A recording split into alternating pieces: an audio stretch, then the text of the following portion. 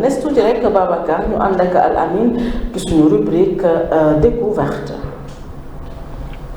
noonu la. kon jóomuma Babacar Aïcha su baaxee rek ñu ànd ak Al Amine dem xool li nga xam ne nag moom la ñu indil ci bés bi tey ci wàllu découverte. merci beaucoup soxna Bambi Diouf dama lay daal di remercier bu baax a baax di leen wax ni damay ñëwaat tey ci li nga xamante ni mooy rubrique découverte comme ni ma leen ko waxee woon rek découverte dafa nekk benn rubrique boo xamante ni dañuy daal di delloo si li nga xamante ni ay ndaanal lañ ci réew mi wala boog ay yenn lieu wala site yi nga xamante ni ñu ngi fii ci biir réew mi soxna Bambi Diouf tey nag dañuy daal di dem ba fële nga xamante ni mooy ca port autonome de Dakar daal di jël chaloupe bi traversé dem ba fële nga xamante ni mooy ca Gorée fas yéene waxtaane ki nga xamante ni mooy Boubacar Joseph Ndiaye. Boubacar Joseph Ndiaye nag soxna Bambi moom mi ngi juddu le 15 octobre 1922 fii nga xamante ni mooy ci Rufisque mais mi ngi bokk ci benn famille bi nga xamante ni ay Goréen lañ maanaam waa Gorée moom Boubacar Joseph Ndiaye mi ngi def étude élémentaire am fële nga xamante ni mooy ca Gorée. def na aussi li nga xamante ni mooy formation fële nga xamante ni mooy ci école professionnelle bi ñu naan Pinette Laprade de Dakar école boobu nag ñu ngi ko. macha allah mu ngi nekk benn école de formation boo xamante ne nii dañ fay former ay jeunes ci li nga xamante ni mooy métier technique ak administrative après li nga xamante ni mooy étude am moom Boubacar Joseph Ndiaye. nekk na liggéey na comme en tant que li nga xamante ni mooy auteur compositeur typographe nag boo ko déggee soxna Bambi mooy ñi nga xamante ni bu ñu bindee li nga xamante ay livre ba pare ñoom ñoo koy defar ba mu normal ak page yeeg di ñu ko war a organiser soxna Bambi Diouf moom nag. soxna Bambi Diouf servir na ki nga xamante ni mooy Boubacar Joseph Ndiaye soxna Bambi servir na li nga xamante ni mooy armée française jamono yi nga xamante ni mooy deuxième guerre mondiale ak li nga xamante ni mooy Indochine moom Boubacar Joseph Ndiaye nag ginnaaw ci biir loolu ci la jot ay distinction yi nga xamante ne ni yu bari la bokk na ci li nga xamante ni mooy officier de l'ordre national du Lion fii nga xamante ni mooy ci Sénégal nekkoon na aussi dégg am na aussi li nga xamante ni mooy grade chevalier de l'ordre national du mérite am na aussi croix de guerre ci li nga à travers li nga xamante ni mooy liggéeyam ci engagement bi nga xamante ni def na ko ci militaire ci jamonoy deuxième guerre mondiale comme ni ma la ko waxee soxna Bambi Diouf mënuñu wax ki nga xamante ni mooy Boubacar Joseph Ndiaye boo xoolee photo bi te waxuñu li nga xamante ni mooy ci maison des esclaves ndax ku ko xam ko ci li nga xamante ni mooy conservateur de la maison des esclaves ñu ngi ko tabb en 1962. nommé nañ ko li nga xamante ni mooy conservateur li nga xamante ni mooy maison des esclaves muy site historique boo xamante ne ni boo ko fa fekkaan wala boo ko nga demaan fa li nga xamante ni mooy visite daje fa ak moom ak tubaab yi nga xamante ni daan nañ fa ñëw daan na ci nettali ay mbir yoo xamante ne ni amaana dañ ko daan jàngal ci école bi mais daawuñ ci xóotal soxna Bambi Diouf li nga xamante ni aussi mooy liggéeyam boo xamante ni def na ko fële nga xamante ni mooy ca Gorée permettre na li nga xamante ni mooy Gorée ñu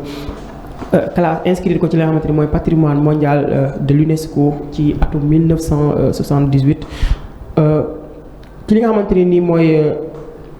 soxna Bambi Diouf ba tey ci ay jëfam moom Boubacar Joseph Ndiaye bind na benn livre boo xamante ni ñu ngi ko tuddee il fut un jour à Gorée mooy benn ouvrage boo xamante ni dafay jàngale li nga xamante ni mooy jaar-jaaru suñu maam yi ak li nga xamante ni daal nañ ko fa téewee foofu nga xamante ni mooy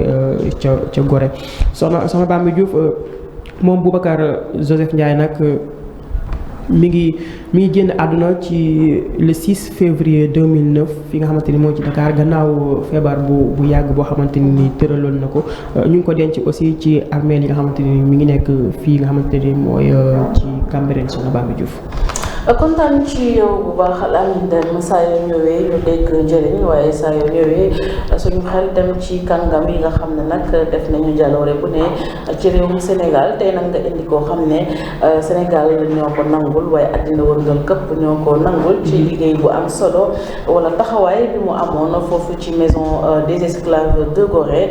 nekkoon koo xam ne nii moo newoon emblème mu dëkk boobu waaye moo nekkoon ki nga xam ne nag c'était le garant de toute l'histoire du Sénégal wala toute l'histoire bi nga xam ne nag jaar na fi ñeel wàllum traite négrière mu nekkoon nag koo xam ne nii yaakaar naa ne bu commencé waan wax rek visiteurs yi dañuy commencé di jooy yu metti ndax nag l'histoire il l'a raconté avec tellement d'émotion avec tellement de caractère mu nekk koo xam ne nii nag dëgg la naam li nga xam mooy histoire bu Gorée dafa yomb a tooyal xol waaye ci à travers son récit à travers ses paroles da nga ci doon jàng bravo da nga ci doon jàng jom waaye da nga ci doon jàng li nga xam ne ni mooy njàmbaarte bi suñu maam yi amoon gannaaw nag ba ñu leen ñëwee tënk leen ngir jàllale leen ci océan boobee ngir yóbbu leen ci yeneen réew ngir daal di leen jébbal ay baron tubaab ci wàllu traite négrière Boubacar Joseph Ndiaye mi nga xam ne nag Sénégal ñu ngi koy jooy te dootuñu noppi mukk di ko jooy man j'ai eu la chance de rencontrer un de ses neveux très très proche koo xam ne ni daf ko jege woon biir maison des esclaves moom it su waxaan da nga naan page moo taxaw macha allah il a légué li nga xam ne mooy héritage boobu à ses enfants ses proches ndax ku ci wax rek da nga naan page bi moo taxaw di wax comme quoi que il faut savoir transmettre les belles choses oui mais à qui les transmettre c'est à choisir moom nag dénkul kenn ginnaawam ku dugg ñi nga xam ne nag daan nañ ko jege lool waaye doon déglu li nga xam ne ni moo nekkoon ay kàddoom Ousseynou Al Amine tey dafa andi ko am solo ci histoire du Sénégal waaye am taxawaay bu mat sëkk nekkoon ci diwaanu Gorée particulièrement foofee ca maison des esclaves. effectivement muy koo xam ne tey kenn dootu ko fàtte muy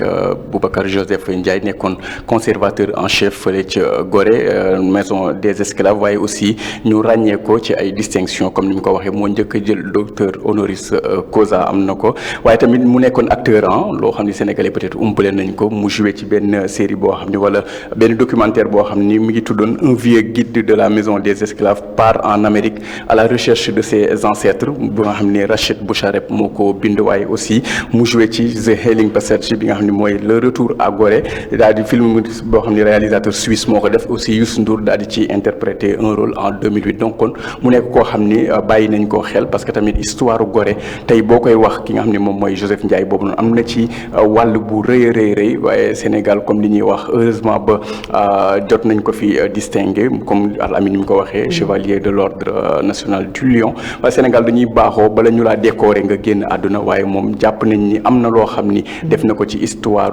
Gorée ak maison des esclaves ba ñu reconnaître ko daal di koy distinguer loolu aussi muy lu am solo waaye dafa nekk figure boo xam ni tey ñëpp xam nañ ko mu nekk ñoo xam dañ leen war a jàngale tey fi nga xam ni tey moom mooy Sénégal waaye fii ay Sigmund Freud lañ lay wax ay qui a découvert l'Amérique ak yooyu lañ lay wax donc je pense que am nañ fi tey ay figures yoo xam ne tey war nañ leen jàngale pour que xale yi mën a jël ay références ci ñoom. am na solo Ousseynou am nañu fi ay figures sakkan nañu lool sax ndax nag Sénégal jàmbaar yàgg na fi daagu kenn ci ñoom di Boubacar Joseph Ndiaye ci fàttali il est né le 15 octobre 1922 et décédé à Dakar le 6 février 2009 nekkoon nag le garant de la maison des esclaves waaye Al Amine dafa indi lu am solo il a parlé du livre bi nga xam ne nag bokk na ci œuvre yi gën a siiw muy Il fut un jour à Gorée en tout cas nous vous conseillons de faire li nga xam ne ni mooy un tour à la bibliothèque de vous emparer de ce livre de le lire surtout mais de tirer des enseignements clairs et nets toute l'histoire de Gorée pour ne pas dire du Sénégal et de la traite des esclaves fii ci réewum Sénégal Dame Diouf kii Al Amine andi tey nee naa la Sénégal nangul nañu ko waaye àddina wërngal këpp nangul nañu ko. waaw suñu bàyyi yu baax yooyu ndeysaan di nekkoon koo xam ne histoire Gorée. lu bëri moo ko doon dugal ci mémoire nit ñi. mais baax na li ma ci xaw a métti tuuti ma koy naqaru mooy ñu mel ni ay icônes lañ yoo xam ne dañoo war a am continue. man loolu dama koy naqaru loolu parce que taxawaay bi mu ci amoon ak bëgg-bëgg ak jéeg bi. yow mi dem sax di wax ak moom wax nga ko sànq da ngay tuur ay rongoñ ndax da ngay gis au-delà histoire bi daf la koy nettali mel ni yow fekk nga ko. mais yëg-yëg gi ñu jëm ak gëm-gëm bi nga xam ne da koy am ci li nga xam ne da koy wax loolu nag moom la ñu manqué. moo tax réew daal bu bëggee xam ku mu doon bu bëggee xam ñan la doon il fallait que mu am icône yu mel nii. ñu leen di mën a remplacer bu baax a baax nga xam ne seen biir dund dañuy préparer comme ni nga ko waxee. préparer ñoo xam ne dañ leen di remplacer bu baax parce que boo xoolee Gorée day mel ni moom bi mu fi jógee ba léegi bayre bi nga xam ne amoon na ko. amatu ko ni mu ko doon déggee tamit déggatu ko loolu nag li ko waral mooy liggéey bu am possible ak pas-pas ak bëgg-bëgg bi nga xam ne moom la ko doon jox moo tax il est temps daal ñuy roy suñu mag ñu baax ñi leen nga xam ne liggéey yu am solo yi nga xam ne daan ko def donc jox gëdd ak àq donc doon jox tamit seen lépp seen deret ak seen lépp la ñu doon jox. loolu nag buñ ci bëggee delluwaat il faut que ñu roy leen di comme ni ko Gonçalves waxee. di leen jàngale ci li nga xam ne mooy école yi. nga xam ne suñu frères yi ak suñu doom yi bu ñu ñëwee di mën a jaar ci li nga xam ne mooy yoonu soxna Bambi. loolu am na solo daal ma wax la nit lu xam ne kenn mënu koo dindi ci li nga xam ne mooy dëgg dafa mel ni sax il est parti avec cette lumière bi nga xam ne moo nekkoon mbir mi nga xam ñëpp dañ doon bàyyee xel Gorée. Je me rappelle que moom il s'était retiré de la maison des esclaves en 2004 dire que 5 ans avant muy génn àddina la bàyyi li nga xam ne mooy chef conservateur de la maison des esclaves. waaye comme ni ma ko waxee sànq il a laissé des enfants des petits enfants yoo xam ne il maîtrise l'histoire de Gorée il maîtrise l'histoire de la maison des esclaves mais est-ce que arme bi seen bi Pa Joseph amoon moom la ñu am est-ce que gëm-gëm bi ak fulla ak fayda yi moom ci moom en tout cas c'est une question c'est pas une accusation dire que ni Gorée quand même kenn mënul wax histoire au Sénégal te tuddoo li nga xam ne mooy l'île de Gorée waaye kenn mënul wax île de Gorée te waxoo ki nga xam ne nag moo nekkoon emblème mu dëkk boobee. rawatina nekkoon emblème mu maison des esclaves je rappelle que ni Boubacar Joseph Ndiaye est un natif de Rufisque. nekk bokk ci 4 communes yi nga xam ne ay communes françaises lañu woon Ousseynou donc dire que ni Pa Joseph yàgg na ak li nga xam ne nii nag mooy civilisation. jërëjëf soxna Bambi moom yàgg na ak li nga xamante ni mooy civilisation parce que tey dafa am ay mbir yoo xamante ni man dama koy seetlu muy bâtiment yi bokk na ci Rufisque yi ak yenn yoo xamante ni bu duggee ci Saint-Louis di nga ko fa gis ni ñu koy tabaxee architecture boobu dafa nekk loo xamante ni nii dafay daté ci temps yoo xamante ni mën nañ ni temps colon yi la ba léegi kon moom comme soxna Bambi def ni nga ko waxee moom ci tubaab bi la bokk mais ba tey daam dafa wax lu am solo léegi nii mooy tey li nga xamante ni mooy maison des esclaves wala bokk Gorée tey parfois am na ñoo xamante ni sax dañ koy def ay lieux yoo xamante ni pour sortie ay entre amis la wala dara mais parfois da nga daan gis sax xale yi surtout élèves CM2 yi dañ leen daan organiser li nga xamante ni ay sortie pédagogique la di leen yóbbu ci li nga xamante ni mooy site yooyu noonu bokk na ci maison des esclaves di leen wan réalité bi nga xamante ni moom lañ leen di jàngal di leen ko bindaloo ci cahier yi mais comme Bambi aussi li nga wax dafay baax benn instant ñu gën koo valoriser waat fexe koo xamante ni même bu fekkente ni aussi mënta nduru à 100% ki nga xamante ni mooy Pa Joseph mais dina ko jege ngir moo xam ngir mu conserver li nga gën a conserver li nga xamante ni mooy maison des esclaves parce que parfois da ngay dem Gorée gis nit ñi di dugg biir maison des esclaves bay laal yenn articles yoo xamante ni ñu nga fa voilà ba di ko yàq te moom voilà te moom dégg naa da ko daan bañ surtout tamit ñi nga xamante ni mooy der yu weex yi voilà moom da leen ko daan bañal même photo daf ko daan bañ mais léegi da ngay gis ñu léeg-léeg gaa mu wax ba nga bëgg a ëlbati ko rek dagg benn tubaab léeg-léeg gaa nga gis koo xam ne dóor tubaab rek bu génnee Gorée dóor tubaab rek mooy ne ci xel mu poobar leen mais xam nga soxna Bambi loolu dafa am solo parce que léegi da ngay gis nit ñi dugg biir maison des esclaves di fa jël ay yenn vidéo yi yenn photo yi te yooyu ay mbir la yoo xamante ne warul woon a génn kumpa la waroon nekk ci koo xamante képp koo xamante ne donte ne sax africain nga waxuma la ak sénégalais waxuma la ak nag ñi ñu xees ñi bu ñu ñëwaan dafa waroon nekk foo xamante ni buñ fa ñëwee dañ koy gisal seen bopp doon ay photo di fàttali rek ni moom Pa Joseph Ndiaye soxna Bambi ba léegi ci li nga xamante ne ni mooy taxawaayam tax na ci salon bi nga xamante ne ni mujjee nañ ko inauguré le 4 février 2024 moom lañ ko tuddee moom Père Joseph Ndiaye ñu koy ñaanal rek li nga xamante ni mooy aljanay firdawsi yàlla suñu borom defal ko dëgëral aussi ñi nga xamante ni mooy ay njabootam di wax ni ay nit lañ ñoo xamante ne ni Sénégal du leen mës a fàtte te dafay baax aussi xale yi gën a gëstu ñi nga xamante ne ñooy kilifa yooyu soxna Bambi Diouf. am na solo inauguration chaloupe bi lay delloo ko turam moom Joseph Ndiaye keroog ca pose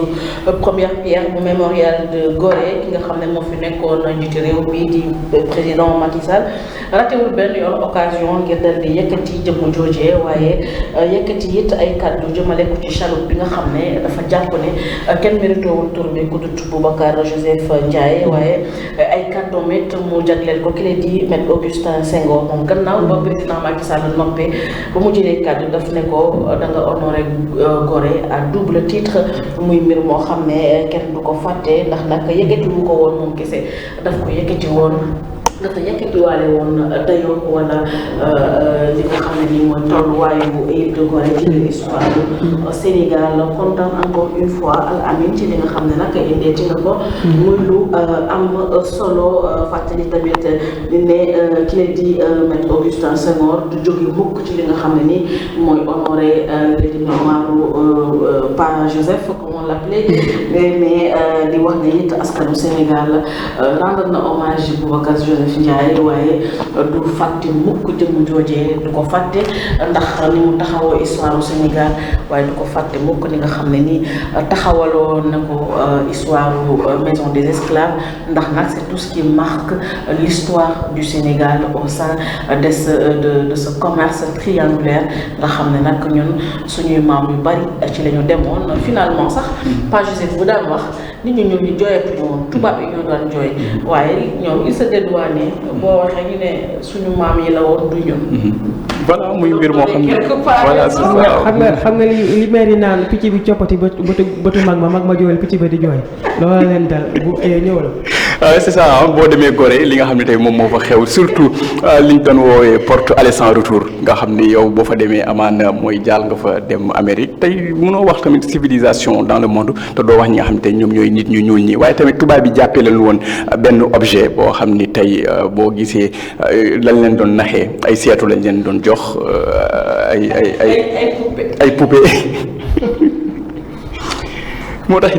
tubaab yi tey boo demee Gorée boo déggee histoire bi wax nga ko sànq boo génnee da ngay bëgg rek fekk benn tubaab daal di koy mbëkk parce que tamit li ñu dundaloo suñu maam yi muy lu metti tey ñoom tubaab bi bu ñu demee ba am indépendance ba sañ a taxaw jàkkaarloog africains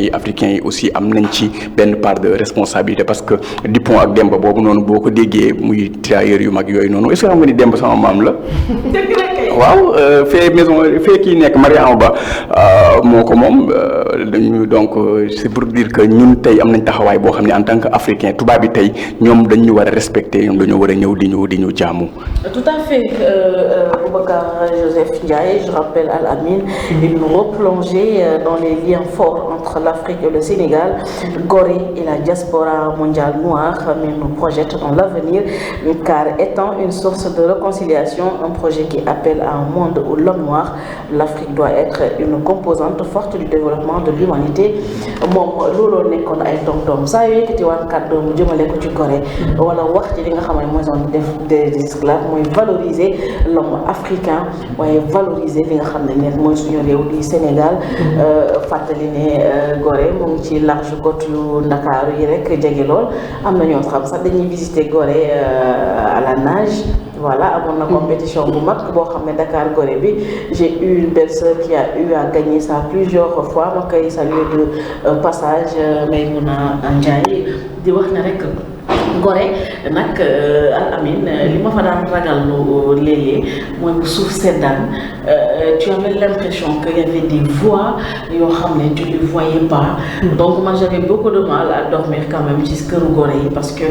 tu avais juste l'impression que ni dafa am des nit yoo xam ne dañuy nekk di wax ci biir kër yi alors que tu les vois pas c'est quelque part aussi une île assez mythique quand même. Voilà. Si c'est mystérieux Soxna Bambi parce que parfois même ñi fa dëkk sax da ngay dégg ñu koy wax nee nañ sax benn heure bi ñoom bu ñu ko ñemee dox ragaluñu agression mais dañuy ragal di dajeeg ay yenn kii yoo xamante ni ña nga fa mais tamit bu ñu fàtte ni Sénégal lañ nekk te géej bu ci Afrique lañ nekk plus particulièrement Sénégal te géej bu ci nekk am na rab boo xamante ni nii daa yaakaar naa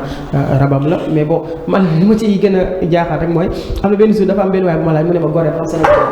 ma ne ko déedéet Gorée bokkul Sénégal Gorée ci géej gi la bokk xam nga Sénégal parfois boo bëggee xóotal yenn sujets yi di yaatalal am na nit yoo xamante ni seen bopp yu ndox amu ci mais Gorée mën nga nekk ci large li nga xamante ni mooy Sénégal plus particulièrement Dakar nga bëgg a laaj ba xam ci Sénégal la bokk mais non bokkul ci Sénégal parce que jàppul ni Espagne la bokk ci biir ndox mi la bokk moo tax boo fay def faa nga jël loolu kon nous parlions de Gorée nous faisons un coucou assez spécial ñi nga xam ne nag dañoo nekk foofu au niveau de la maison de la femme Henriette Bathily ndax fi mu ko abrité dans l'histoire de Gorée moo nekkoon ci jamono jooje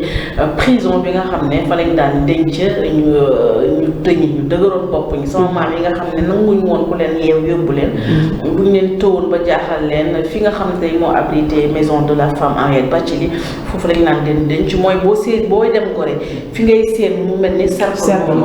mais en même temps aussi musée la daa mel ni c'est ça foofu lépp a nga fa tamit soo fa duggee dafa xaw a yéeme ndax ça a l'air d'un labyrinthe mën nga fa lëri boo ko xamul tu peux entrer par cette porte et en sortir par une autre sans même savoir que ni fi nga duggee génne woo foofu feneen nga génne donc il y a beaucoup de lieux à aller voir à Gorée même si quelque part Gorée a perdu quand même une bonne partie de sa beauté par rapport ak érosion maritime bi am na ci côté yu bëri yoo xam ne nii daanu na tabbi géej je pense à Castel bi nga xam ne nag ça reste aussi un endroit assez dangereux pour certains dangereux dans le sens où dafa nekk mbartal boo xam dafa wuti géej te boo fa yéegee bàyyi woo ci xel jëye mën na fa am ca suuf it boo fa wàccee ca géej ga d'après les gens qui connaissent parce que moi j'ai jamais été dans ce lieu maanaam ci suufu xeer yi foofu am na ñoo xam ne dañu fa nekk genre retrait spirituel lañu fay def ñenn ñi sax dañoo dëddu àddina daal di fay dëkkal seen bopp amuñu benn contact ak li nga xam mooy le monde extérieur. Bon, après ça, c'est des informations que d'autres gens me donnent, mais je ne peux pas quand même en dire plus. Ce que je conseille, moi, d'aller voir encore Gorée, il y a des choses à aller voir. Et il y a aussi cette sensation de vouloir découvrir plus l'histoire de nos grands-pères, de nos grands-parents africains. Yi nga xam ne jël si woon nañ leen fii dal di leen yóbbu bokk ndax Sénégal yi dégg naa boo demee ci afro-américains yi pour xàmmee ku maamam jóge Sénégal doon lu metti lool da nga koy natt ci ñi nga xam ne nii da lay wóor ne ñi seen i maam Nigéria la jóge woon ndax souvent ils sont grands, forts et très beaux. Ça c'est ça je dis rien parce que ay wax yu la nit ñi di wax di sànni rek et puis ça peut se comprendre Sénégal aussi da ngay gis xale yu góor yi doon macha allah. boo xoolee image bi da lay jox carte Afrique donc mu nekk benn lieu boo xam ni c'est mythique et c'est mystérieux aussi donc univers. La maison de la femme Henriette. Effectivement. boo koy xool sax dafa xaw a yor sax forme stade. Effectivement Univers Média TV dina fa dem incha allah ànd ak sëñ Dame def découverte foofu noonu pour suñu mbokk téléspectateurs ak internautes. ndax man mii mën naa Gorée lool gis naa fa lool di nuyuwaale toute la population de Gorée un bisou spécial à Sophie Monique Dia nekk tante ci sama doom yi waaye nekk sama trondo taaw mag góor j'ai eu à séjourner plusieurs fois dans sa maison à Gorée tout près de comment on appelle ça de la maison Mariama Ba de l'école Mariama Ba l'école de jeunes filles Mariama Ba de Gorée maa ngi leen di nuyu ñoom it leen wax ne gën a téye gën a kawee jigéenu jàmbaar rombul ki nga xam ne nag mooy jëmm joojee moom it di Mariama Ba waaye rombut récipiendaire yi nga xam ne ñu ngi foofee ci l'école Mariama Ba de Gorée. Al Amine kontaan naa bu baax c'est avec beaucoup d'émotion je te retourne la parole di joxe dig daje incha allah ba mercredi bu neexee yàlla. jërëjëf soxna Bambi Diouf mbégte bu rëy laay am saa su nekk di partager ak yéen plateau bi bokk na ci sama xarit El Hadj Ousseynou Ndiaye Gonzalez di nuyu bu baax a baax Serigne Khadim di ko ñaanal yal na yàlla fekk boppam defal ko jàmm ziar Ibrahima Masale aussi ziar sama xarit Serigne Dame di wax ni dañ leen di jox dig daje ci seen rubrique li nga xamante ni mooy découverte mercredi prochain lu dul loolu dañuy daal di joxaat dig daje vendredi incha allah ci seen biir émission bi nga xamante ni mooy Aljuma Mubarak di leen di ñaanal bu baax a baax kenn lu jàmm. dina ko ñaanal